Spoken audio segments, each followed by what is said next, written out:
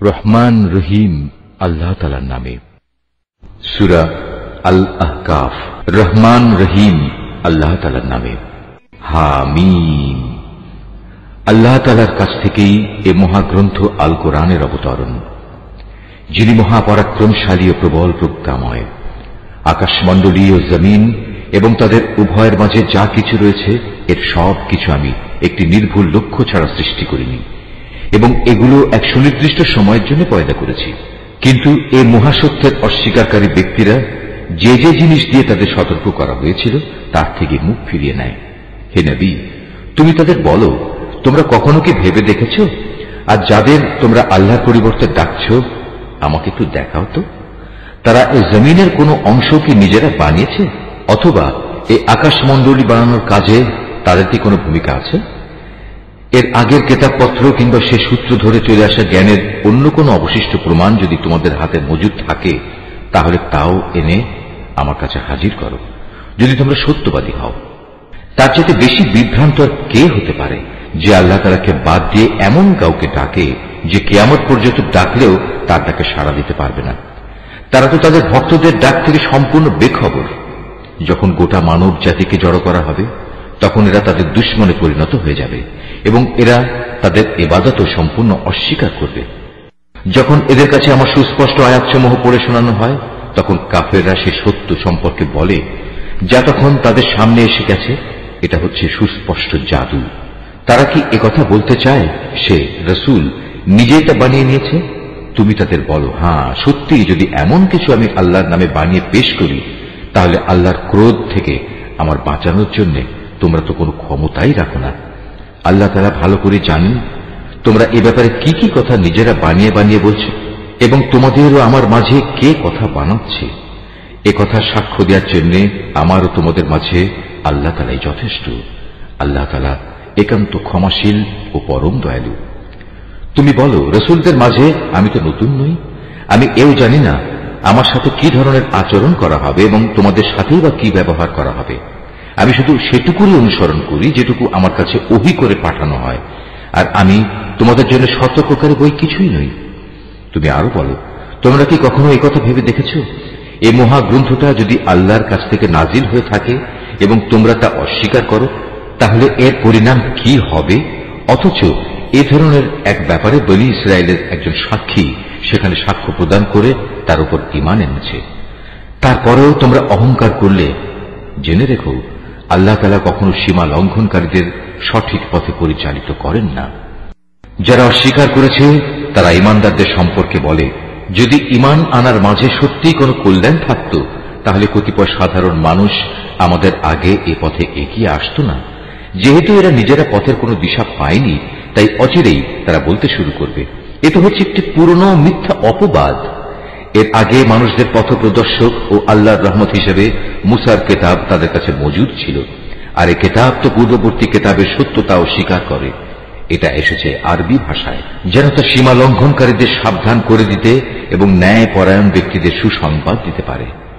যেসব মানুষ একথা বলে আল্লাহ তাআলাই হচ্ছেন আমাদের একমাত্র মালিক, অতঃপর তারা এর উপর অবিচল হয়ে দাঁড়িয়ে থাকে, তাদের জন্য নিঃসন্দেহে কোনো ভয় শঙ্কা নেই এবং তাদের কখনো উদ্বিগ্ন হতে হবে না।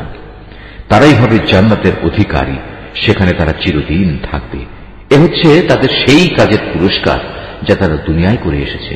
আমি মানুষকে আদেশ দিয়েছি সে যেন নিজের পিতামাতার সাথে ভালো ব্যবহার করে, কেননা তার মা তাকে অত্যন্ত কষ্ট করে পেটে ধারণ করেছে এবং অতি কষ্টে তাকে জন্ম দিয়েছে, এবং এভাবে তার গর্ভধারণকালে ও জন্মের পর তাকে দুধ পান করানোর দীর্ঘ 30টি মাস সময়, অতঃপর সে যৌবনে পরিণত বয়সের দ্বারে এসে হাজির হয় এবং একদিন সে 40 বছরে এসে উপনীত হয়। তখন সে বলে, হে আমার মালিক, এবার তুমি আমাকে সামর্থ্য দাও। তুমি আমার উপর শুরু থেকে যেসব অনুগ্রহ করে এসেছ এবং আমার পিতা মাতার উপর যে অনুগ্রহ তুমি করেছ, আমি যেন এর কৃতজ্ঞতা আদায় করতে পারি। সর্বোপরি আমি যেন এমন সব ভালো কাজ করতে পারি যার ফলে তুমি আমার উপর সন্তুষ্ট হবে। আমার সন্তান সন্ততিদের মাঝেও তুমি সংশোধন এনে দাও। অবশ্যই আমি তোমার দিকে ফিরে আসছি, আমি তো তোমার অনুগত বান্দাদেরই একজন। মূলত এরাই হচ্ছে সে মানুষ যারা দুনিয়ায় যেসব ভালো কাজ করে তা আমি যথাযথভাবে গ্রহণ করি, আর তাদের মন্দ কাজগুলো আমি উপেক্ষা করি। এরাই হবে সেদিন জান্নাতবাসীদের অন্তর্ভুক্ত। এদের কাছে প্রদত্ত আল্লাহর ওয়াদা যা সত্য প্রমাণিত হবে। তবে সে ব্যক্তির কথা আলাদা যে ব্যক্তি নিজ পিতা মাতাকে বলে, তোমাদের ঠিক, তোমরা উভয়ে কি আমাকে এই বলে প্রতিশ্রুতি দিচ্ছ যে আমাকে কবর থেকে বের করে আনা হবে, অথচ আমার আগে বহু সম্প্রদায় গত হয়ে গেছে যাদের একজনকেও কবর থেকে বের করে আনা হয়নি। এ কথা শুনে পিতা মাতা উভয়েই আল্লাহর সাহায্য প্রার্থনা করে এবং সন্তানকে বলে, ও হে, তোমার দুর্ভোগ হোক, এখনো সময় আছে, আল্লাহ তাআলার উপর ঈমান আনো, আল্লাহর ওয়াদা অবশ্যই সত্য প্রমাণিত হবে। তারপরেও সে হতভাগা বলে, হ্যাঁ, তোমাদের এসব কথা তো অতীতকালের কিছু উপাখ্যান ছাড়া আর কিছুই নয়। এরাই হচ্ছে সেসব লোক যাদের উপর মানুষ ও জিনদের পূর্ববর্তী দলের মতো আল্লাহর শাস্তির বিধান অবধারিত হয়ে গেছে। এরা সবাই তাদের একই দলে সামিল হয়ে যাবে, আর এরা হচ্ছে ভীষণভাবে ক্ষতিগ্রস্ত। এই উভয় দলের প্রত্যেকের জন্যই তাদের নিজ নিজ কর্ম অনুযায়ী মান ও মর্যাদা রয়েছে। এভাবেই আল্লাহ তাআলা তাদের কাজের যথার্থ বিনিময় দেবেন, আর তাদের উপর কোন রকম অবিচার করা হবে না। যেদিন কাফেরদের জাহান্নামের জ্বলন্ত আগুনের সামনে এনে দাঁড় করানো হবে, তখন তাদের বলা হবে, তোমরা তো তোমাদের ভাগের যাবতীয় নিয়ামত দুনিয়াতেই বিনষ্ট করে এসেছ, এবং তোমাদের পার্থিব জীবনে সেসব নিয়ামত দিয়ে প্রচুর পরিমাণ ফায়দাও তোমরা হাসিল করে নিয়েছ।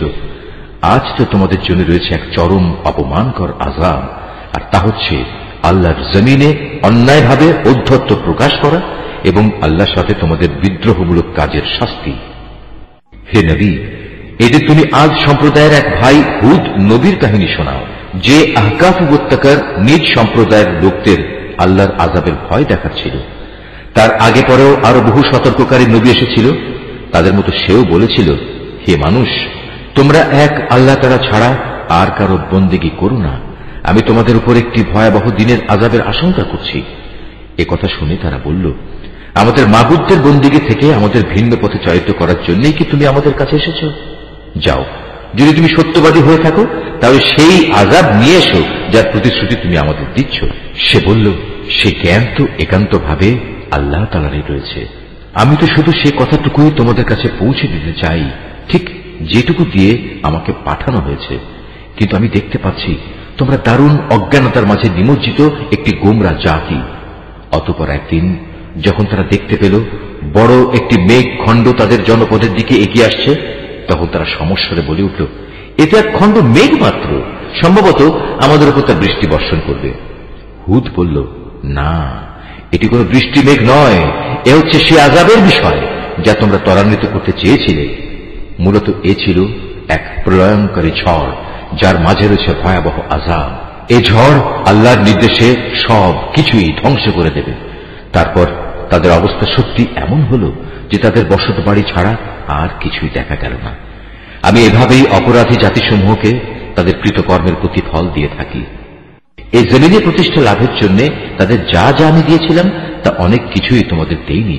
শোনার জন্য আমি তাদের কান, দেখার জন্য চোখ ও অনুধাবনের জন্য হৃদয় দিয়ে রেখেছিলাম, কিন্তু তাদের সে কান, চোখ ও হৃদয় তাদের কোনোই কাজে আসেনি, কারণ তারা আল্লাহ তাআলার আয়াতসমূহকে অস্বীকার করতেই থাকলো, যে আযাবের বিষয় নিয়ে তারা হাসি তামাশা করত।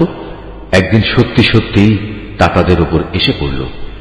তোমাদের চারপাশের আরো অনেকগুলো জনপদকে আমি এই একই কারণে ধ্বংস করে দিয়েছি। আমি বারবার ওদের কাছে আমার নিদর্শনসমূহ বর্ণনা করেছি যেন তারা আমার দিকে ফিরে আসে। তারা কেন সেদিন তাদের সাহায্য করতে পারল না, যাদের তারা আল্লাহকে বাদ দিয়ে নৈকট্য হাসিলের জন্য মাবুদ বানিয়ে নিয়েছিল? বরং আযাব দেখে তারাও তাদের ছেড়ে উধাও হয়ে গেল। মূলত এ হচ্ছে তাদের আল্লাহ তাআলা সম্পর্কে মিথ্যা ও যাবতীয় অলীক ধারণার পরিণাম। একবার যখন একদল জিনকে আমি তোমার কাছে পাঠিয়েছিলাম, তারা তোমার কোরআন পাঠ শুনছিল, তখন তারা সেই স্থানে উপনীত হল। তখন তারা বলতে লাগলো, সবাই চুপ হয়ে যাও। অতঃপর যখন কোরআন পাঠের কাজ শেষ হয়ে গেল, তখন তারা এক একজন নিজের সম্প্রদায়ের কাছে আল্লাহর আযাব থেকে সতর্ককারী হিসেবে ফিরে গেল। তারা বলল, হে আমাদের জাতি, আজ আমরা এমন এক গ্রন্থ ও তার তেলাওয়াত শুনে এসেছি যা মুসার পরে নাজিল করা হয়েছে। এই গ্রন্থ আগের পাঠানো সব গ্রন্থের সত্যতা স্বীকার করে। এই গ্রন্থটি সবাইকে সত্য ও সঠিক পথের দিকে পরিচালিত করে। হে আমাদের জাতি, তোমরা সবাই মিলে আল্লাহর পথে আহ্বানকারীর এ ডাকে সাড়া দাও এবং তার রসুলের উপর ঈমান আনো, তাহলে আল্লাহ তাআলা তোমাদের যাবতীয় গুনাহখাতা ক্ষমা করে দেবেন এবং তোমাদের কঠিন আযাব থেকে মুক্তি দেবেন। আর তোমাদের মাঝে যদি কেউ আল্লাহর পথের এই আহ্বানকারীর ডাকে সাড়া না দেয়, তবে তার জানা উচিত এই জমিনে আল্লাহকে ব্যর্থ করে দেওয়ার কোন রকম ক্ষমতাই সে রাখে না, বরং এই আচরণের জন্য সে আল্লাহর কাছে তার কোনই সাহায্যকারী পাবে না।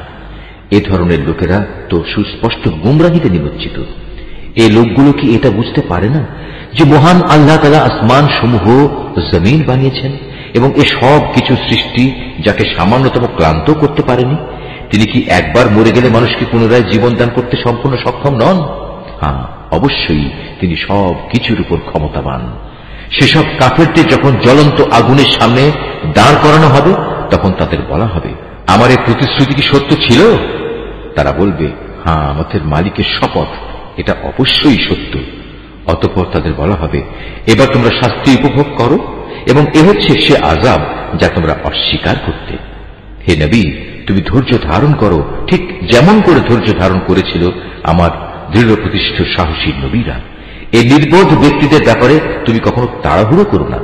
যেদিন সত্যি তারা সেই আযাব নিজেদের সামনে দেখতে পাবে যার ওয়াদা তাদের কাছে করা হয়েছিল, তখন তাদের অবস্থা হবে এমন যেন দুনিয়ায় তারা দিনের সামান্য একটি মুহূর্ত সময় অতিবাহিত করে এসেছে। মূলত এটি একটি ঘোষণা মাত্র। এই ঘোষণা যারা প্রত্যাখ্যান করেছে তাদের ছাড়া আর কাউকে সেদিন ধ্বংস করা হবে না।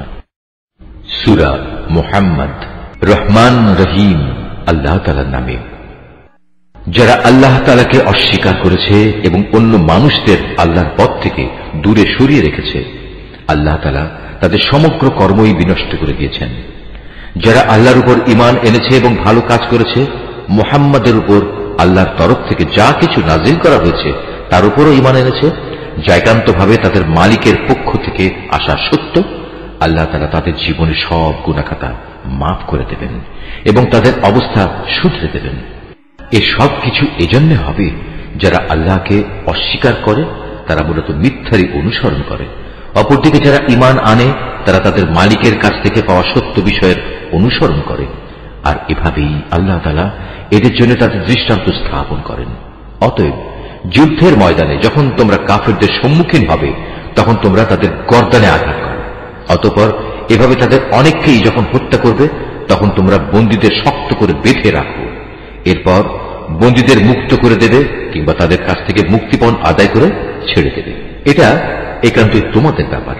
তবে যতক্ষণ যুদ্ধ তার অস্ত্রের বোঝা ফেলে না দেবে, ততক্ষণ পর্যন্ত তোমরাও অস্ত্র সংবরণ করো না। এটাই তোমাদের করা উচিত। অথচ আল্লাহ তাআলা চাইলে যুদ্ধ ছাড়াই তাদের পরাজয়ের শাস্তি দিতে পারতেন। তিনি এক দলকে দিয়ে আরেক দলের পরীক্ষা নিতে চাইলেন। যারা আল্লাহর পথে জীবন দিয়েছে, আল্লাহ তাআলা তাদের কর্ম কখনো বিনষ্ট হতে দেবেন না। তিনি অবশ্যই তাদের সঠিক পথে পরিচালিত করেন এবং তাদের সার্বিক অবস্থাও তিনি শুধরে দেবেন। এর বিনিময়ে তিনি তাদের জান্নাতে প্রবেশ করিয়ে দেবেন, যার পরিচয় তিনি তাদের কাছে আগেই করে রেখেছেন। ওহে মানুষ, যারা আল্লাহর উপর ঈমান এনেছ, তোমরা যদি দ্বীন প্রতিষ্ঠার কাজে আল্লাহকে সাহায্য করো, তাহলে তিনিও তোমাদের দুনিয়া আখিরাতে সাহায্য করবেন এবং মিথ্যার মোকাবেলায় এই জমিনের বুকে তিনি তোমাদের পদযুগল মজবুত রাখবেন। যারা আল্লাহকে অস্বীকার করেছে, তাদের জন্য রয়েছে নিশ্চিত ধ্বংস। আল্লাহ তাআলা তাদের যাবতীয় কর্মই বিনষ্ট করে দেবেন। এর কারণ হচ্ছে আল্লাহ তাআলা তাদের জন্য যা কিছু পাঠিয়েছেন তারা তা অপছন্দ করেছে, ফলে আল্লাহ তাআলাও তাদের যাবতীয় কর্ম বিনষ্ট করে দিয়েছেন। এই লোকগুলো কি আল্লাহর জমিনে পরিভ্রমণ করে দেখতে পারে না? বিদ্রোহের পরিণামে তাদের পূর্ববর্তী লোকদের কি অবস্থা হয়েছিল? আল্লাহ তাআলা তাদের সমূলে বিনাশ করে দিয়েছেন। যারা আল্লাহকে অস্বীকার করেছে, তাদের জন্যও সেই একই ধরনের আযাব রয়েছে। এর কারণ হচ্ছে যারা আল্লাহতে বিশ্বাস করে, আল্লাহই হন তাদের একমাত্র রক্ষক। প্রকারান্তরে যারা তাকে অবিশ্বাস করে, তাদের কোথাও কোনো সাহায্যকারী থাকে না। যারা আল্লাহর উপর ঈমান এনেছে এবং ভালো কাজ করেছে, আল্লাহ তাআলা অবশ্যই সেসব লোকদের এমন এক সুরম্য জান্নাতে প্রবেশ করাবেন, যার তলদেশ দিয়ে ঝর্ণাধারা প্রবাহিত হতে থাকবে। কাফেররা জীবনের ভোগ বিলাসে মত্ত, জন্তু জানোয়ারদের মতো তারা নিজেদের উদরপূর্তি করে। অতএব জাহান্নামই হবে তাদের নিবাস। হে নবী, তোমার জনপদ যারা একসময় তোমাকে তোমার জনপদ থেকে বের করে দিয়েছিল তার চাইতে অনেক শক্তিশালী বহু জনপদ ছিল, সেগুলোকেও আমি ধ্বংস করে দিয়েছি। সেদিন তাদের কোনো সাহায্যকারী ছিল না। যে ব্যক্তি তার মালিকের কাছ থেকে আসা সুস্পষ্ট সমুজ্জ্বল নিদর্শনের উপর রয়েছে, তার সাথে এমন ব্যক্তির তুলনা কিভাবে হবে যার চোখের সামনে তার মন্দ কাজগুলো শোভনীয় করে রাখা হয়েছে এবং তারা নিজেদের খেয়াল খুশির অনুসরণ করে? আল্লাহ তাআলাকে যারা ভয় করে তাদের যে জান্নাতের ওয়াদা করা হয়েছে সেখানে নির্মল পানির ফোয়ারা রয়েছে, রয়েছে দুধের এমন কিছু ঝর্ণাধারা যার স্বাদ কখনো পরিবর্তিত হয় না, রয়েছে পানকারীদের জন্য সুধার সুপেয় নহর সমূহ, রয়েছে বিশুদ্ধ মধুর ঝর্ণাধারা, আরো রয়েছে সব ধরনের ফলমূল দিয়ে সাজানো সুরম্য বাগিচা। সর্বোপরি সেখানে রয়েছে তাদের মালিকের কাছ থেকে পাওয়া ক্ষমা। এ ব্যক্তি কি তার সমান হতে পারে যে ব্যক্তি অনন্তকাল ধরে জ্বলন্ত আগুনে পুড়তে থাকবে এবং সেখানে তাদের এমন ধরনের ফুটন্ত পানি পান করানো হবে যা তাদের পেটের নাড়ি ভুড়ি কেটে ছিন্ন বিচ্ছিন্ন করে দেবে? তাদের মধ্যে এমন কিছু লোকও আছে যারা তোমার কথা শোনে, কিন্তু যখন তোমার কাছ থেকে বাইরে যায় তখন তারা এমন সব লোকদের কাছে এসে বলে যাদের আল্লাহর পক্ষ থেকে জ্ঞান দান করা হয়েছে। এমাত্র কি যেন বলল লোকটি? মূলত এরাই হচ্ছে সেসব লোক আল্লাহ তাআলা যাদের অন্তরে মোহর মেরে দিয়েছেন এবং এ কারণেই এরা নিজেদের খেয়াল খুশির অনুসরণ করে চলে। যারা সৎ পথে চলবে আল্লাহ তাআলা তাদের এ সৎ পথে চলা আরো বাড়িয়ে দেন এবং তাদের অন্তরে তিনি তার ভয় দান করেন। হঠাৎ করে কিয়ামতের ক্ষণটি তাদের উপর এসে পড়ুক, তারা কি সেই অপেক্ষায় দিন গুনছে? অথচ কিয়ামতের লক্ষণ সমূহ তো এসেই পড়েছে। আর একবার যখন কিয়ামত এসেই পড়বে তখন তারা কিভাবে উপদেশ গ্রহণ করবে? হে নবী, জেনে রেখো আল্লাহ তাআলা ছাড়া দ্বিতীয় কোনো মাবুদ নেই। অতএব তার কাছেই নিজের গুনাহ খাতার জন্য ক্ষমা প্রার্থনা করো। ক্ষমা প্রার্থনা করো তোমার সাথী মোমেন পুরুষ ও মোমেন নারীদের জন্য। আল্লাহ তাআলা যেমন তোমাদের গতিবিধির খবর রাখেন, তেমনি তিনি তোমাদের দিবাস সম্পর্কেও পূর্ণ ওয়াকিবহাল রয়েছেন। যারা ঈমান এনেছে তারা অত্যন্ত উৎসাহের সাথে বলে, কত ভালো হতো যদি আমাদের প্রতি জিহাদের আদেশ সম্বলিত কোন সূরা নাজিল করা হতো। অতঃপর যখন সেই ঈপ্সিত সূরাটি নাজিল করা হয়েছে তাতে যাদের প্রতি জিহাদের আদেশ দেয়া হলো, তখন যাদের অন্তরে মুনাফিকের ব্যাধি রয়েছে তারা এটা শুনে তোমার দিকে মৃত্যুর ভয় ও সন্ত্রস্ত দৃষ্টিতে তাকাতে থাকলো। অতঃপর তাদের জন্যই রয়েছে শোচনীয় পরিণাম। অথচ আদেশের আনুগত্য করা এবং সুন্দর কথা বলাই ছিল তাদের জন্য উত্তম। যখন জিহাদের সিদ্ধান্ত হয়েই গেছে তখন তাদের জন্য আল্লাহর সাথে কৃত অঙ্গীকার পূরণ করাই ছিল ভালো।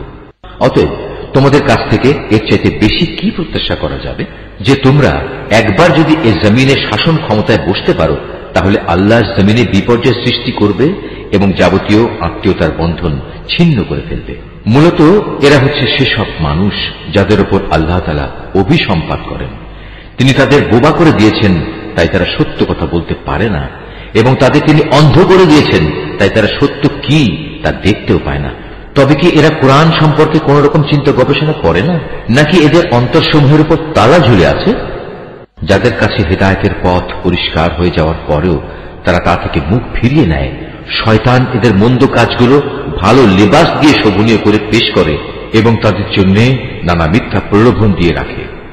এমনটি এজন্যই হয়েছে, মানুষের জন্য আল্লাহ তাআলা যা কিছু নাজিল করেছেন তা যারা পছন্দ করে না, এরা তাদের বলে, আমরা ঈমানদারদের দলে থাকলেও কিছু কিছু ব্যাপারে আমরা তোমাদের কথা মতোই চলব। আল্লাহ তাআলা এদের গোপন অভিসন্ধি সম্পর্কে খবর রাখেন। সেদিন তাদের অবস্থা কেমন হবে, যেদিন আল্লাহর ফেরেশতা তাদের মুখমণ্ডল ও পৃষ্ঠদেশে প্রচন্ড আঘাত করতে করতে তাদের মৃত্যু ঘটাবে।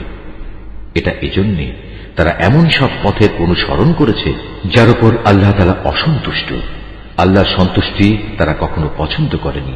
এ কারণেই আল্লাহ তাআলা এদের যাবতীয় কর্ম নিষ্ফল করে দিয়েছেন।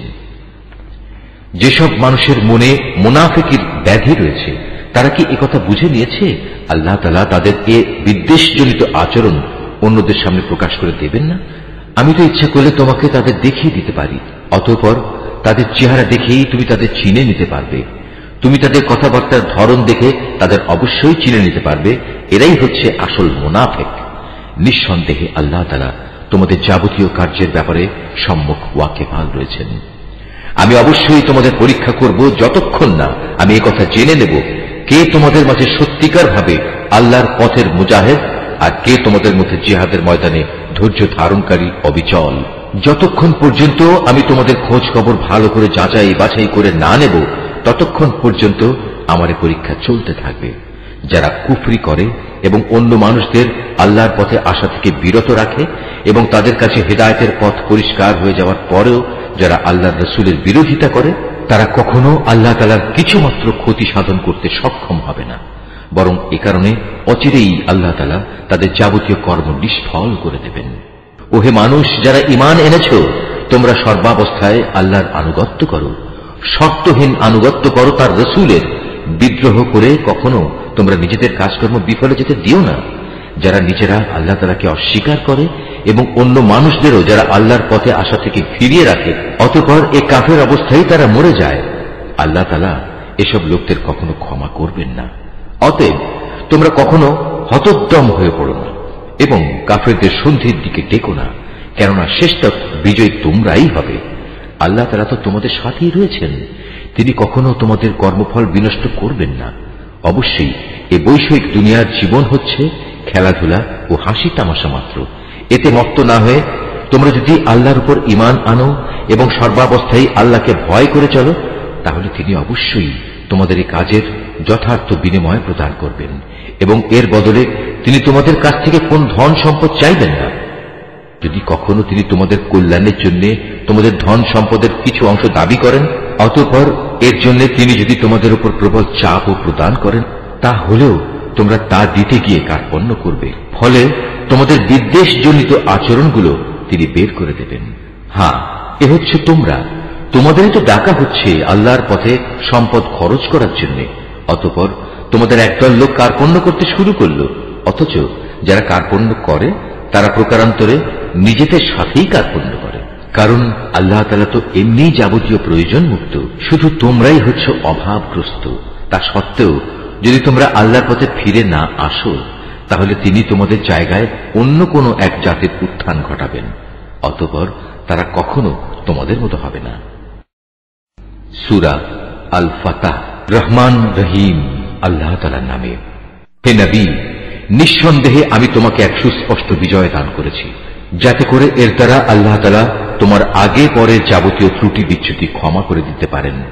তোমার উপর প্রদত্ত তাঁর যাবতীয় অনুদান সমূহ তিনি পূরণ করে দিতে পারেন এবং তোমাকে সঠিক সরল পথে পরিচালিত করতে পারেন।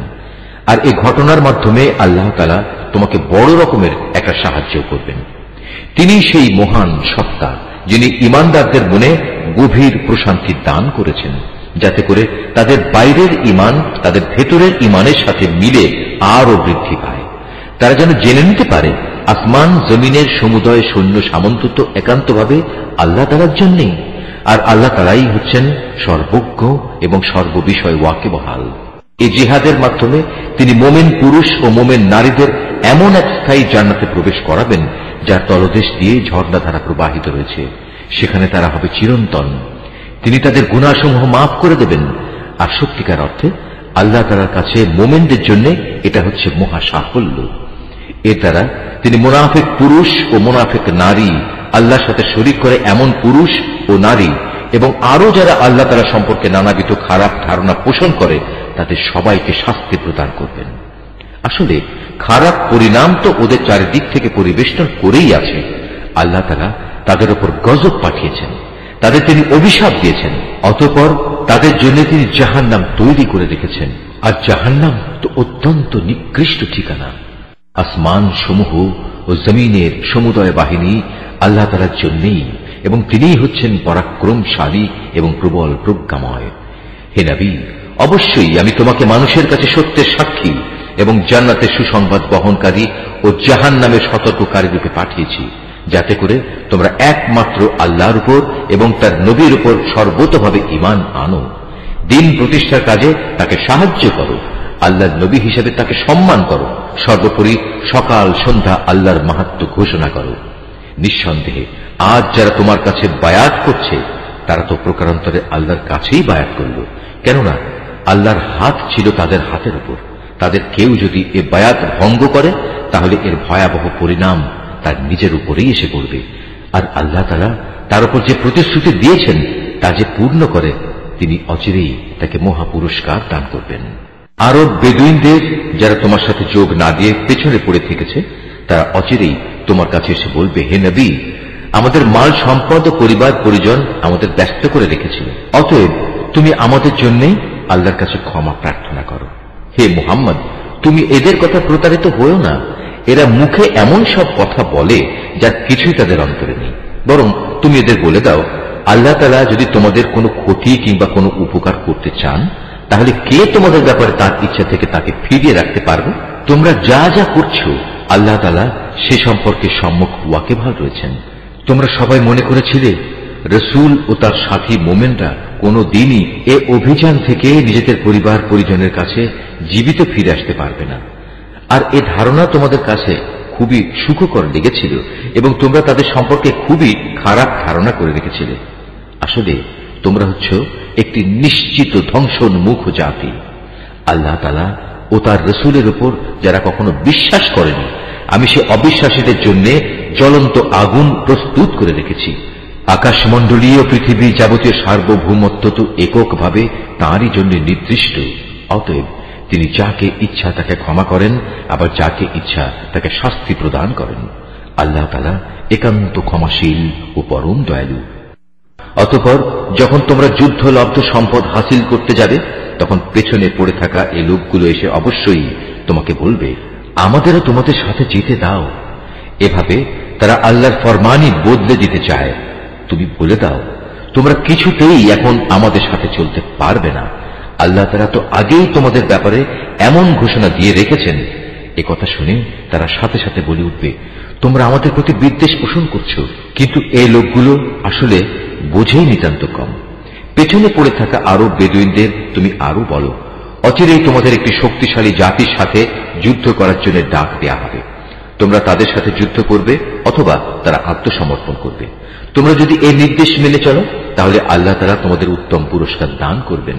আর তোমরা যদি তখনও আগের মতো পৃষ্ঠ প্রদর্শন করো, ময়দান থেকে পালিয়ে যাও, তাহলে জেনে রেখো তিনি তোমাদের কঠোর দণ্ড দেবেন। তবে কোনো অন্ধ ও পঙ্গু কিংবা রুগ্ন ব্যক্তি জিহাদের ময়দানে না এলে তার জন্য কোনো গুনাহ নেই। এবং যে কোনো ব্যক্তি আল্লাহ তাআলা ও তার রাসূলের আনুগত্য করবে, তিনি তাকে এমন এক জান্নাতে প্রবেশ করাবেন যার তলদেশে ঝর্ণাধারা প্রবহমান থাকবে। আবার যে ব্যক্তি আল্লাহর আনুগত্য থেকে মুখ ফিরিয়ে নেবে, তিনি তাকে মর্মন্তুদ শাস্তি দেবেন। ঈমানদার ব্যক্তিরা যখন গাছের নিচে বসে তোমার হাতে আনুগত্যের বায়াত করছিল, তখন আল্লাহ তাআলা তাদের উপর খুবই সন্তুষ্ট হয়েছেন। তাদের মনের উদ্বেগ জড়িত অবস্থার কথা আল্লাহ তাআলা ভালো করেই জানতেন।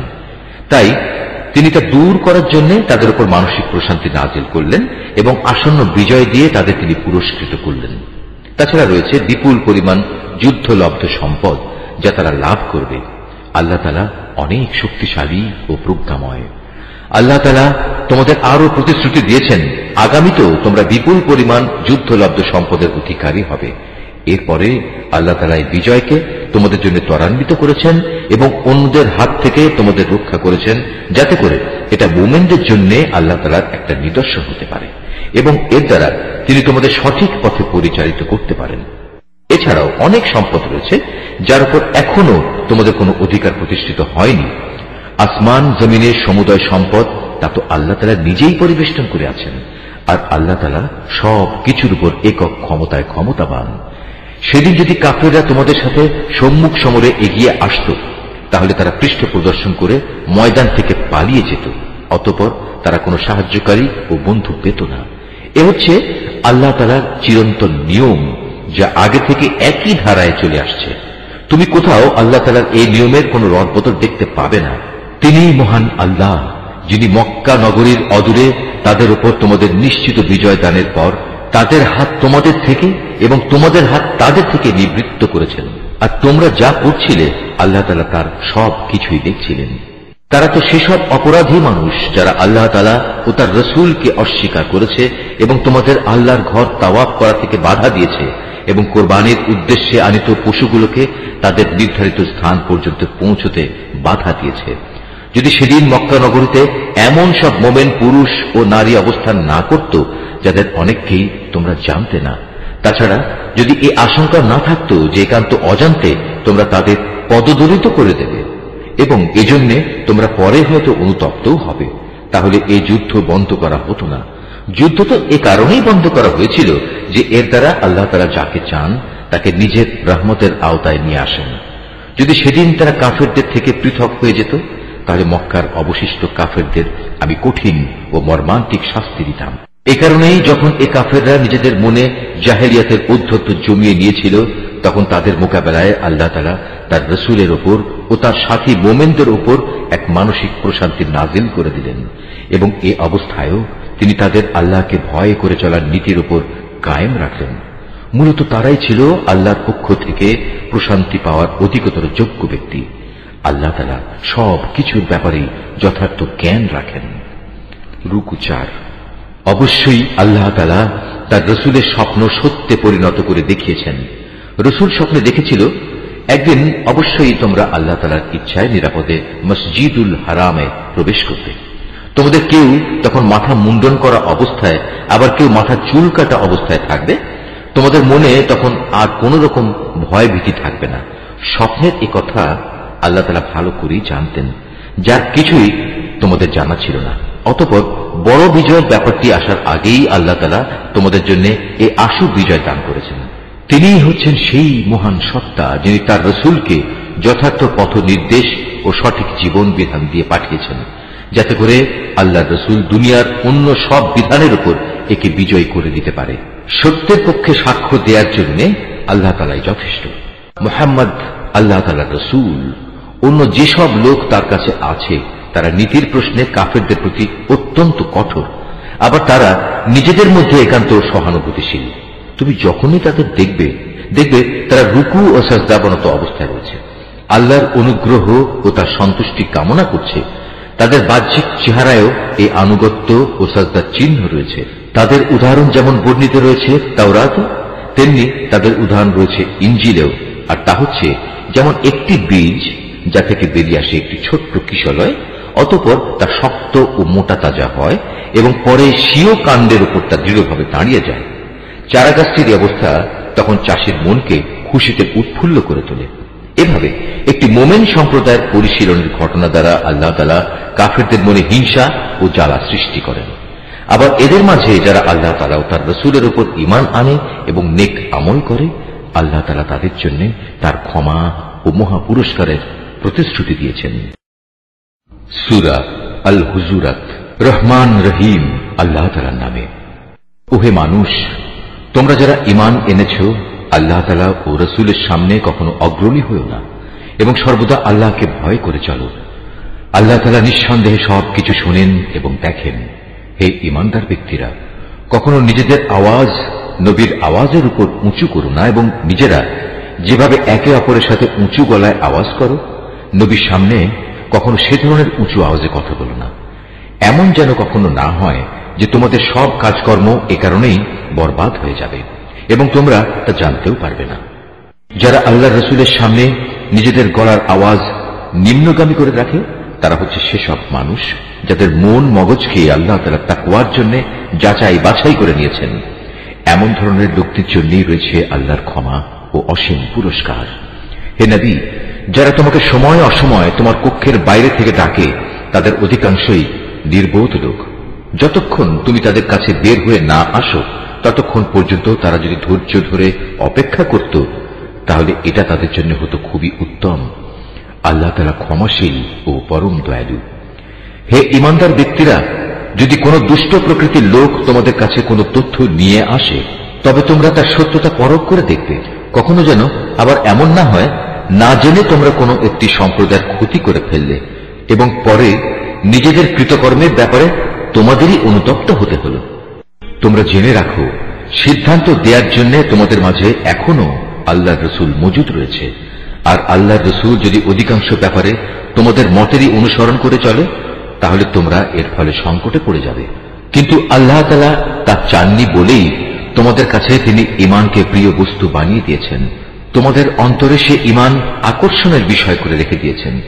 আবার তোমাদের কাছে কুফরি, সত্য বিমুখতা ও গুনাহের কাজকে অপ্রিয়, অনাকাঙ্ক্ষিত বিষয় করে দিয়েছেন। এরাই হচ্ছে সঠিক পথের অনুসারী। এ হচ্ছে আল্লাহ তাআলার এক মহা অনুগ্রহ ও নিয়ামত। আল্লাহ তাআলা সর্বজ্ঞ ও প্রবল প্রজ্ঞাময়। মোমেনদের দুটো দল যদি নিজেদের মধ্যে যুদ্ধ বাঁধিয়ে বসে, তখন তোমরা উভয়ের মধ্যে মীমাংসা করে দেবে। অতঃপর তাদের এক দল যদি আরেক দলের উপর জুলুম করে, তাহলে যে দলটি জুলুম করছে তার বিরুদ্ধে তোমরা লড়াই করো, যতক্ষণ পর্যন্ত সে দলটি সম্পূর্ণত আল্লাহর বিচারের দিকে ফিরে না আসে।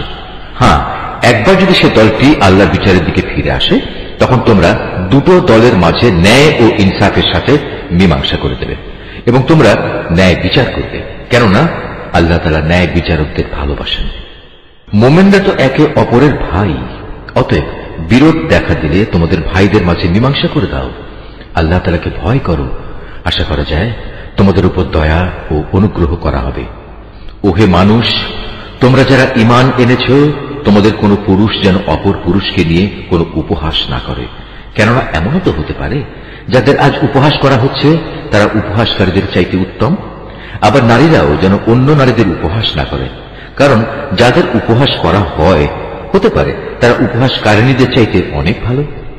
আরো মনে রাখবে, একজন আরেকজনকে অযথা দোষারোপ করবে না, আবার একজন আরেকজনকে খারাপ নাম ধরেও ডাকবে না, কারণ একবার ঈমান আনার পর কাউকে খারাপ নামে ডাকা একটা বড় ধরনের অপরাধ। যারা এই আচরণ থেকে ফিরে না আসবে তারা হবে সত্যিকার জালেম। হে ঈমানদার ব্যক্তিরা, তোমরা বেশি বেশি অনুমান করা থেকে বেঁচে থাকো, কেননা কিছু কিছু ক্ষেত্রে অনুমান আসলেই অপরাধ।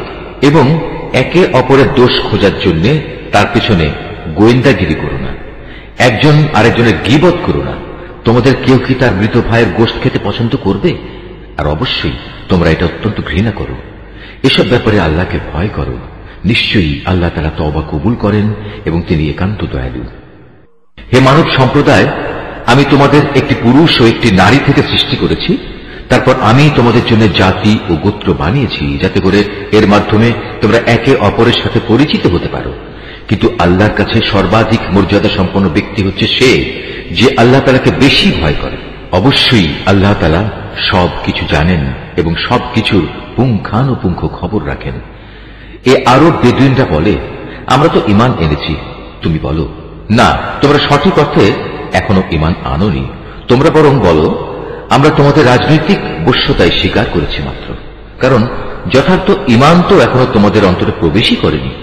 যদি তোমরা সত্যি আল্লাহ তাআলা ও তার রাসূলের আনুগত্য করো, তাহলে আল্লাহ তাআলা তোমাদের কর্মফলের সামান্য পরিমাণও লাঘব করবেন না। আল্লাহ তাআলা নিঃসন্দেহে পরম ক্ষমাশীল ও একান্ত দয়ালু। সত্যিকার ঈমানদার ব্যক্তি হচ্ছে তারা যারা আল্লাহ তাআলা ও তার রাসূলের উপর ঈমান আনে, অতঃপর আল্লাহ তাআলার বিধানে সামান্যতম সন্দেহ তারা পোষণ করে না এবং জীবন ও সম্পদ দিয়ে আল্লাহর পথে জিহাদ করে। এরাই হচ্ছে সত্যনিষ্ঠ। যারা তোমার কাছে এসেছে তাদের তুমি বলো, তোমরা কি তোমাদের দ্বীন সম্পর্কে আল্লাহ তাআলাকে অবহিত করতে চাও? অথচ এই আকাশমণ্ডলী এবং এই জমিনে যা কিছু আছে তার সবকিছুই আল্লাহ তাআলা জানেন। আল্লাহ তাআলা সর্ববিষয়ে সম্মুখ অবগত রয়েছেন। এরা তোমার কাছে প্রতিদান চায়, এজন্যে তারা তোমার বশ্যতা স্বীকার করেছে। তুমি তাদের বলো, তোমাদের বশ্যতা স্বীকার করার প্রতিদান চাইতে আমার কাছে এসো না, বরং যদি তোমরা যথার্থ সত্যনিষ্ঠ হয়ে থাকো তাহলে জেনে রেখো, আল্লাহ তাআলাই তোমাদের ঈমানের পথে পরিচালিত করে তোমাদের ধন্য করেছেন। নিশ্চয়ই আল্লাহ তাআলা এই আকাশমণ্ডলী ও পৃথিবীর যাবতীয় অদৃশ্য বিষয় সম্পর্কে অবগত আছেন। এই জমিনে তোমরা যা করে বেড়াও তার সব কিছুই আল্লাহ তাআলা পর্যবেক্ষণ করেন। সূরা কাফ। রহমান রহিম আল্লাহ তাআলার নামে। কাফ। মর্যাদা সম্পন্ন কোরআনের শপথ, অবশ্যই আমি তোমাকে রাসূল করে পাঠিয়েছি। একথা অনুধাবন না করে বরং তারা বিস্ময় বোধ করে, তাদের নিজেদের মাঝ থেকে কি করে একজন সতর্ককারী নবী তাদের কাছে এলো। অতঃপর অবিশ্বাসীরা এও বলে, এ তো আসলে একটা আশ্চর্যজনক ব্যাপার। এটা কি এমন যে আমরা যখন মরে যাব এবং আমরা যখন মাটি হয়ে যাব তখন পুনরায় আমাদের জীবন দান করা হবে? এ তো সত্যি এক সুদূর পরাহত ব্যাপার। আমি তো এও জানি মৃত্যুর পর তাদের দেহ থেকে কতটুকু অংশ জমিন বিনষ্ট করে, আর আমার কাছে একটি গ্রন্থ আছে যেখানে সব বিবরণ সংরক্ষিত রয়েছে। উপরন্তু এদের কাছে যখনই সত্য এসে হাজির হয়েছে তখনই তারা তা প্রত্যাখ্যান করেছে। অতঃপর তারা সংশয়ে দোদুল্যমান থাকে। এই লোকগুলো কি কখনো তাদের উপরে ভাসমান আকাশের দিকে তাকিয়ে দেখেনি? কিভাবে তা আমি বানিয়ে রেখেছি এবং কি অপরূপ সাজে আমি তা সাজিয়ে রেখেছি। কই, এর কোথাও কোনো ক্ষুদ্রতম ফাটলও তো নেই।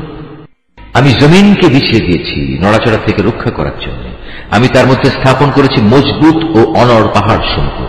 আবার এই জমিনে আমি উদ্গত করেছি সব ধরনের চোখ জুড়ানো উদ্ভিদ। মূলত প্রতিটি মানুষ যে আনুগত্যের দিকে ফিরে আসতে চায়, এর প্রতিটি জিনিসই তার চোখ খুলে দেবে এবং তাকে আল্লাহর অস্তিত্বের পাঠ মনে করিয়ে দেবে। আকাশ থেকে আমি বরকতপূর্ণ পানি অবতীর্ণ করেছি এবং তা দিয়ে উদ্যানমালা ও এমন শস্যরাজি পয়দা করেছি যা কেটে কেটে আহরণ করা হয়। আরো পয়দা করেছি উঁচু উঁচু খেজুর বৃক্ষ, যার গায়ে গুচ্ছ গুচ্ছ খেজুর সাজানো রয়েছে। এগুলো আমি বান্দাদের জীবিকা হিসেবে দান করেছি এবং আমি পানি দিয়ে মৃত ভূমিকে জীবন দান করি। এমনই মৃত মানুষদের কবর থেকে বেরিয়ে আসার ঘটনা সংঘটিত হবে। এর আগেও নুহের জাতি, রসের অধিবাসী ও সামুদ জাতির লোকেরা তাদের নবীদের অস্বীকার করেছে। অস্বীকার করেছে আদ, ফেরাউন ও লুতের সম্প্রদায়ও। বনের অধিবাসী এবং তুব্বা সম্প্রদায়ের লোকেরাও তাই করেছে। এরা সবাই আল্লাহর রসুলদের মিথ্যাবাদী বলেছে। অতঃপর তাদের উপর আমার প্রতিশ্রুত আযাব আপতিত হয়েছে।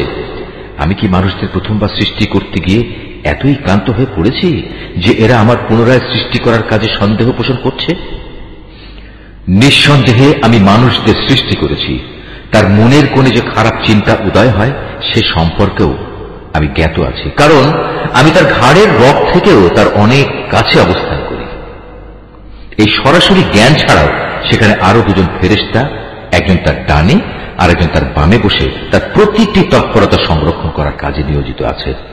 ক্ষুদ্র একটি শব্দও সে উচ্চারণ করে না, যা সংরক্ষণ করার জন্য একজন সদা সতর্ক প্রহরী তার পাশে নিয়োজিত থাকে না। মৃত্যু যন্ত্রণার মুহূর্তটি সত্যি এসে হাজির হলে তাকে বলা হয়, ওহে নির্বোধ, এ হচ্ছে সেই মুহূর্তটা যা থেকে তুমি পালিয়ে বেড়াতে। অতঃপর সবাইকে একত্রিত করার জন্য সিঙায় ফু দেয়া হবে। তখন তাদের বলা হবে, এ হচ্ছে সেই শাস্তির দিন যার কথা তোমাদের বলা হয়েছিল। সেদিন প্রতিটি মানুষ আল্লাহর আদালতে এমন ভাবে হাজির হবে যে তাকে হাঁকিয়ে নিয়ে যাবার জন্য সাথে একজন ফেরেশতা থাকবে। অপরজন হবে তার যাবতীয় কর্মকাণ্ডের প্রত্যক্ষ সাক্ষী। একজন বলবে, এ হচ্ছে সেদিন যেদিন সম্পর্কে তুমি উদাসীন ছিলে। এখন আমরা তোমার চোখের সামনে থেকে তোমার সে পর্দা সরিয়ে দিয়েছি। অতএব আজ তোমার দৃষ্টিশক্তি হবে অত্যন্ত প্রখর, সব কিছুই এখন তুমি দেখতে পাবে। তার অপর সাথী ফেরেশতা বলবে, হে মালিক, এ হচ্ছে তোমার আসামি, আর এ হচ্ছে আমার কাছে রক্ষিত তার জীবনের নথিপত্র। অতঃপর উভয় ফেরেশতাকে বলা হবে, তোমরা দুজন মিলে একে এবং এর সাথে প্রতিটি উদ্ধত প্রদর্শনকারী কাফেরকে জাহান্নামে নিক্ষেপ করো। কেননা এরা ভালো কাজে বাধা দিত, যত্রতত্র সীমা লঙ্ঘন করত, স্বয়ং আল্লাহর ব্যাপারে এরা সন্দেহ পোষণ করত। যে ব্যক্তি আল্লাহ তাআলার সাথে অন্য কিছুকে মাবুদ বানিয়ে নিত, তাকেও আজ জাহান্নামের কঠিন আযাবে নিক্ষেপ করো। এ সময় তার সহচর শয়তান বলে উঠবে, হে আমাদের মালিক, আমি কিন্তু এই ব্যক্তিটিকে তোমার বিদ্রোহী বানাইনি। বস্তুত সে নিজেই ঘোর বিভ্রান্তিতে নিমজ্জিত ছিল। আল্লাহ তাআলা বলবেন, এখন তোমরা আমার সামনে বাক বিতনটা করো না। আমি তো আগেই তোমাদের অধ্যকার আযাব সম্পর্কে সতর্ক করে দিয়েছিলাম। আমার এখানে কোনো কথারই রদ বদল হয় না। আমি বান্দাদের ব্যাপারে অবিচারকও নই যে সতর্ক না করেই তাদের আযাব দেব। সেদিন আমি জাহান্নামকে লক্ষ্য করে বলবো, তুমি কি পূর্ণ হয়ে গেছো? জাহান্নাম বলবে, হে মালিক, এখানে আসার মতো আরো কেউ আছে কি? অপরদিকে জান্নাতকে পরহেজগার লোকদের কাছে নিয়ে আসা হবে। সেদিন তাদের জন্য তা মোটেই দূরের বস্তু হবে না। জান্নাতকে তাদের সামনে এনে বলা হবে, এ হচ্ছে সেই জায়গা যার প্রতিশ্রুতি তোমাদের দেয়া হয়েছিল। এই স্থান সে ধরনের প্রতিটি মানুষের জন্য নির্দিষ্ট যে আল্লাহর বিধানের দিকে ফিরে আসে এবং তা হেফাজত করে। এ ব্যবস্থা তার জন্য যে না দেখে পরম দয়ালু আল্লাহ তাআলাকে ভয় করেছে এবং বিনয় চিত্তে আল্লাহ তাআলার কাছে হাজির হয়েছে। সেদিন তাদের বলা হবে, হ্যাঁ, আজ তোমরা একান্ত প্রশান্তির সাথে এতে দাখিল হয়ে যাও। এ হচ্ছে তোমাদের অনন্ত যাত্রার প্রথম দিন। সেখানে তারা যা যা পেতে চাইবে তার সব তো পাবেই। এর সাথে আমার কাছে তাদের জন্য আরো থাকবে অপ্রত্যাশিত পুরস্কার। আমি তাদের আগেও অনেক মানব গোষ্ঠীকে ধ্বংস করে দিয়েছি, যারা ছিল শক্তি সামর্থ্যে এদের চাইতে অনেক বেশি বড়। দুনিয়ার শহর বন্দরগুলো তারা চষে বেরিয়েছে, কিন্তু আল্লাহর আযাব থেকে তাদের কোনো পলায়নের জায়গা কি ছিল? এর মাঝে সে ব্যক্তির জন্য প্রচুর শিক্ষণীয় বিষয় রয়েছে যার কাছে একটি জীবন্ত মন রয়েছে, অথবা যে ব্যক্তি একাগ্রচিত্তে সে শিক্ষণীয় বিষয়সমূহ শুনতে চায়। আমি আকাশমালা, পৃথিবী ও উভয়ের মধ্যবর্তী যা কিছু আছে তা সব কিছু 6 দিনে সৃষ্টি করেছি। কোন ক্রান্তি আমাকে স্পর্শ করেনি। অতএব হে নবী, সৃষ্টি সংক্রান্ত ব্যাপারে এরা যা বলে তাতে তুমি ধৈর্য ধারণ করো। তুমি যথাযথ প্রশংসার সাথে তোমার মালিকের পবিত্রতা ও মাহাত্ম্য ঘোষণা করো, সূর্য উদয়ের আগে এবং সূর্য অস্ত যাবার আগে। রাতের একাংশ তার পবিত্রতা ও মহিমা ঘোষণা করো এবং সাজদা আদায়ের কাজ শেষ করে পুনরায় তাঁর তসবিহ পাঠ করো। সেদিন দূরে নয় যেদিন একজন আহ্বানকারী একান্ত কাছ থেকে সবাইকে ডাকতে থাকবে। সেদিন তারা কিয়ামতের মহাগর্জন ঠিক মতোই শুনতে পাবে। সেদিনটি হবে কবর থেকে উত্থিত হবার দিন। সত্য কথা হচ্ছে, আমি জীবন দান করি, আমি মৃত্যু ঘটাই এবং সবাইকে আবার আমার কাছেই ফিরে আসতে হবে। সেদিন তাদের উপর থেকে কবরের মাটি ফেটে যাবে। যখন তারা দ্রুত হাসরের মাঠের দিকে দৌড়াতে থাকবে, বলা হবে, এ হচ্ছে হাসরের দিন।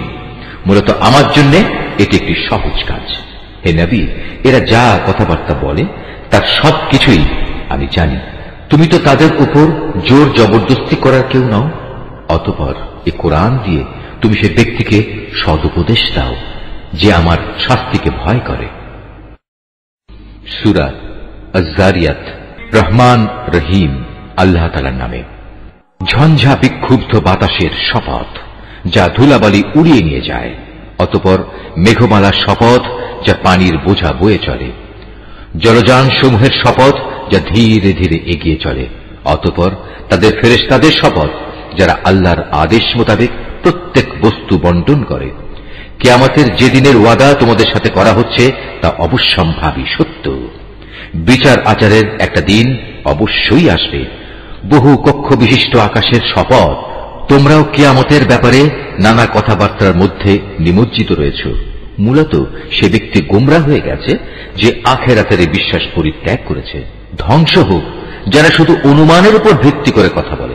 সর্বোপরি যারা জাহেলিয়াতে নিমজ্জিত হয়ে মূল সত্য থেকে উদাসীন হয়ে পড়েছে। এরা তামাশার ছলে জিজ্ঞেস করে, বিচারের দিন কবে আসবে? এদের তুমি বলো, যেদিন তাদের আগুনে দগ্ধ করা হবে সেদিন কিয়ামত হবে। সেদিন তাদের বলা হবে, এবার তোমরা তোমাদের শাস্তি ভোগ করতে থাকো। এ হচ্ছে সেদিন যে জন্য তোমরা খুব তাড়াহুড়ো করছিলে। যারা আল্লাহ তাআলাকে ভয় করে তারা আল্লাহ তাআলার জান্নাতে ও ঝর্ণাধারায় চির শান্তিতে থাকবে। সেদিন আল্লাহ তাআলা তাদের যা যা পুরস্কার দেবেন তা সবই তারা সানন্দ চিত্তে গ্রহণ করতে থাকবে। নিঃসন্দেহে এরা আগে সৎকর্মশীল ছিল। তারা রাতের সামান্য অংশ ঘুমিয়ে কাটাত। রাতের শেষ প্রহরে তারা আল্লাহর কাছে ক্ষমা প্রার্থনা করত। এরা বিশ্বাস করত তাদের ধন সম্পদে প্রার্থী ও বঞ্চিত লোকদের অধিকার রয়েছে। যারা নিশ্চিতভাবে বিশ্বাস করত তাদের জন্য পৃথিবীর মাঝে আল্লাহকে চেনা জানার অসংখ্য নিদর্শন ছড়িয়ে রয়েছে। তোমাদের নিজেদের এ দেহের মধ্যেও তো আল্লাহকে চেনার অসংখ্য নিদর্শন রয়েছে, তোমরা কি দেখতে পাও না? আকাশের মাঝে রয়েছে তোমাদের রিজিক, তোমাদের দেয়া যাবতীয় প্রতিশ্রুতি।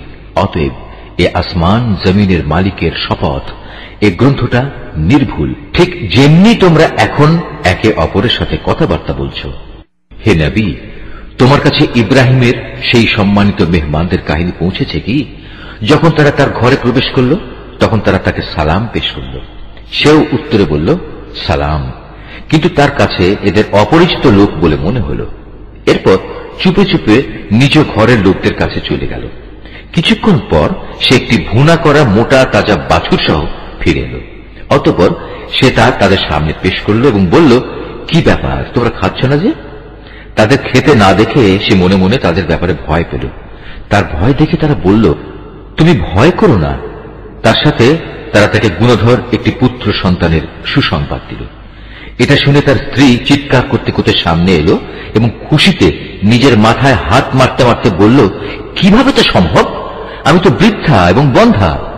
তারা বলল, হ্যাঁ, এভাবেই তোমার মালিক বলেছেন। তিনি প্রবল প্রজ্ঞাময়, তিনি সব কিছু জানেন। এটা তার জন্য অসম্ভব কিছু নয়। নিশ্চয়ই আল্লাহ যা বলেছেন সত্য বলেছেন।